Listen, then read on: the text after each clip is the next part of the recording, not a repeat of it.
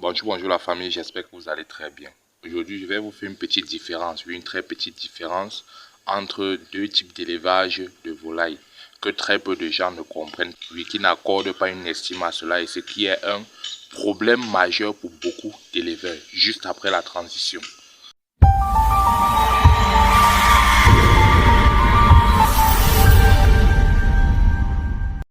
Bienvenue sur la chaîne YouTube de Will Agro et ici nous parlons d'élevage et d'agriculture ainsi que les possibilités d'entrepreneuriat. Donc si tu es un passionné, abonne-toi, like et partage pour permettre aux autres de nous découvrir.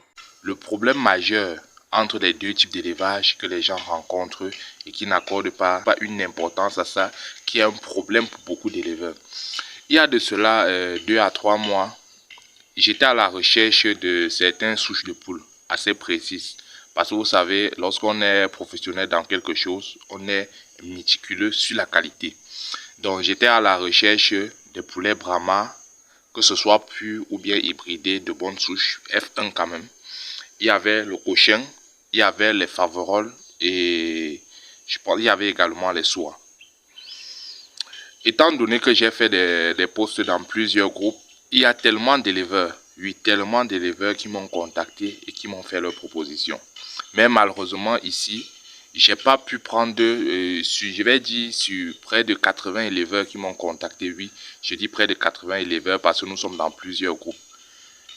Surtout, parmi tous ces éleveurs-là, nous avons vu la qualité de ce que nous recherchons, je vais dire environ 30 personnes maximum. Oui, 30 personnes. Et même certains de ces 30 personnes n'avaient pas la qualité près, mais avec ce qui pouvait être semblable. D'autres nous ont présenté des souches telles que les Faverolles, mais que je vais dire, c'était pas des Faverolles. C'est pas forcément parce que ça a de la barbe et aussi les plumes un peu à l'oreille là qu'on va se dire que c'est Faverolles. C'est pas Brahma, c'est pas parce que le coq est costaud, ça a la crête en point et aussi le plumage sur deux pattes qu'on va se dire que c'est Brahma, non. Ça, c'est une grosse erreur pour beaucoup d'éleveurs. De nos jours, l'élevage se catégorise comment? Il y a ceux-là qui ont des animaux qui n'arrivent pas à vendre. Il y a ceux-là qui n'ont pas d'animaux, mais qui ont la commande. Comment est-ce que ça se distingue? Celui qui fait dans le professionnalisme, celui qui fait dans la sélection des races, ça veut dire quoi? Vous allez venir chez lui, vous n'allez pas trouver 100 sujets. Vous n'allez même pas trouver 50 sujets. Vous allez trouver au trop une vingtaine de sujets, mais des sujets de race pure ou bien des sujets assez, je vais dire, assez cohérents pour la race. Vous allez venir chez lui, trouver qu'il a une grande espace, il a scindé et il a mis chaque race dans sa loge. Ça, c'est une possibilité de distinguer les races, de sortir les sujets avec des races précises. Or, vous allez retrouver chez d'autres éleveurs qui ont une centaine de volailles, tous mélangés. Vous allez compter parmi eux les semblables Faverolles, semblables Brahma, semblables Kaby, tout mélangé, confondu. Et vous allez même retrouver chez certains des poulets locaux, dont les poules villageoises, comme on les appelle très souvent. Tout ça mélangé dans un même bâtiment ou bien dans un même local où il y a le croisement en désordre. Celui-là, à chaque fois que vous allez le contacter, il va dire j'ai le Brahma, mais lorsque vous arrivez chez lui, je ne vous manque pas, vous n'êtes même pas encouragé premièrement. Or, le marketing dit ceci, pour mieux vendre un produit, il faut d'abord avoir un bon présentoir et maintenant ça va également pousser le client à comprendre s'il peut vous faire confiance ou pas. Et c'est le problème de beaucoup d'éleveurs qui ont des sujets qui n'arrivent pas à vendre parce qu'ils font dans du désordre reproductionnel. Oui, le désordre reproductionnel, c'est lorsque on n'est pas assez précis sur ce qu'on fait. On veut faire, mais on n'est pas précis. Ce qui fait qu'on se retrouve en train de faire ce qui n'est pas réellement ça. C'est ça le désordre reproductionnel chez les animaux.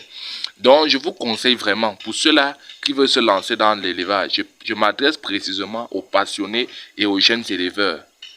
Oui, ça c'est un message très important pour vous. Et pour ceux qui sont déjà dans le domaine, pour mieux vendre ces sujets, soyez posés, soyez calés. Ne faites pas le désordre. Faites en sorte que vos sujets attirent les clients. Que lorsqu'un client arrive chez vous, que rien qu'à voir la carrure et la propreté de vos sujets, qui bondit, si quelqu'un est venu chez vous pour acheter un poussin, qu'il arrive chez vous et qu'il décide de rentrer plutôt avec un coq. Parce qu'il a vu dans votre basse-cour et que c'est très propre, c'est bien costaud, c'est la bonne souche. C'est ça le plus important. Ceux qui sont un peu, je vais dire baba, excusez-moi un peu du terme, aillent jusqu'à dire que le plus important, c'est le poids. Le plus important, c'est que le sujet soit costaud, bien plumé. Non, ce n'est pas ça qu'on recherche. Lorsqu'on fait la sélection de races, on doit être méticuleux. On doit savoir quoi choisir, qu'est-ce qui passe le marché, avec quelle souche est-ce qu'on peut tester le marché et comment est-ce qu'on doit développer cela. Si vous voulez faire par exemple dans la production des sujets pour la consommation, ce n'est pas une raison pour faire dans le désordre. Si vous voulez faire dans la reproduction, arrêtez de tromper ceux-là qui sont des passionnés, qui sont des novices dans le domaine, qui ne savent même pas distinguer les races. Ça, c'est un problème que j'ai avec les trompeurs de sujets. Oui, ceux-là, lorsque vous arrivez chez lui, j'ai besoin d'un sujet, il n'a pas de Brahma. Ce sujet ne ressemble même pas de Brahma. Parce que le Brahma plaît à tout le monde. Il peut apporter des sujets Brahma, il vient vous livrer. Pourtant, ce n'est pas ça. Donc, évitons d'entrer dans le désordre reproductionnel. Et si tu veux réussir dans ton élevage, sache que tu dois être posé. Fais dans ce qui est bien et tu auras la possibilité de bien vendre. Beaucoup de gens aillent même jusqu'à dire que l'élevage de volailles, de poulets, de races améliorées ne paye pas, patati patata. Est-ce que vous savez qu'au niveau du Cameroun, on vend un couple de poulets à 120 000, 150 000? Est-ce que vous savez ça? Mais pour le fait que on fait dans le désordre reproductionnel, on se retrouve en train de vendre à ceci. Un œuf importé, oui, j'ai, je vais dire un ami du côté de Yaoundé qui fait dans l'importation des œufs de Brahma. Et j'en ai bien d'autres Douala et même Marois qui font également dans l'importation des œufs. Ils importent et distribuent l'œuf à 5 000, voire parfois même 6 000 francs. Un seul œuf, pas deux, ni un couple de poussins, l'œuf uniquement. Et ici, vous n'avez même pas toutes les chances d'avoir les œufs fécondés. Vous allez avoir parmi des œufs qui ne vont même pas éclore. Mais le plus important là, c'est d'avoir la souche. Et lorsque vous allez maintenant leur reproduire, il va falloir leur faire grandir, il va falloir leur nourrir et autres. Donc c'est où maintenant il faut intervenir avec le prix. Là, si vous faites dans le désordre reproductionnel, les gens vont arriver chez vous, ne vont pas pouvoir valoriser, voire même acheter au prix de ces sujets-là. Mais si vous le faites bien, vous serez capable de vendre un poussin d'un mois même à 25 000. Je dis bien 25 000 et il y a des gens qui vont les acheter. Donc sachez que l'élevage paye. L'élevage paye sincèrement, l'élevage paye. Pour celui qui sait s'engager, qui sait comment suivre ces sujets, qui sait comment donner de la valeur à ces sujets, s'en sort grâce à cela. J'en connais des personnes aujourd'hui qui ne font rien à part rien que l'élevage.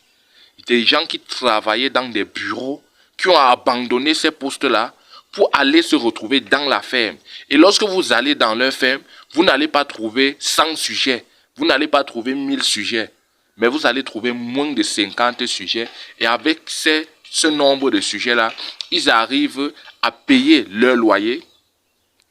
Pour ceux qui sont encore en location, oui, ceux qui sont encore en location et qui ont réussi à avoir l'espace pour construire une ferme, ils payent leur loyer. Ceux qui ne le sont pas réussissent à payer électricité, eau, gaz, ration, pension des enfants, prendre soin de lui, tout besoin de l'homme. Donc je dis jusqu'à épargner.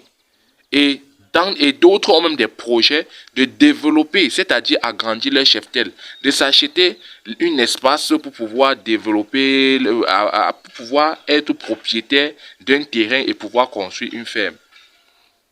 Donc, chers passionnés, si toi tu aimes l'élevage, sache qu'il faut faire dans du bon et sache que tu vas récolter le fruit du bon. L'élevage paye, mais ça ne paye pas pour tout le monde. Ça paye pour celui-là qui sait s'investir, qui sait prendre son temps, qui est patient et qui sait ce qu'il cherche. Abonnez-vous pour les prochaines vidéos.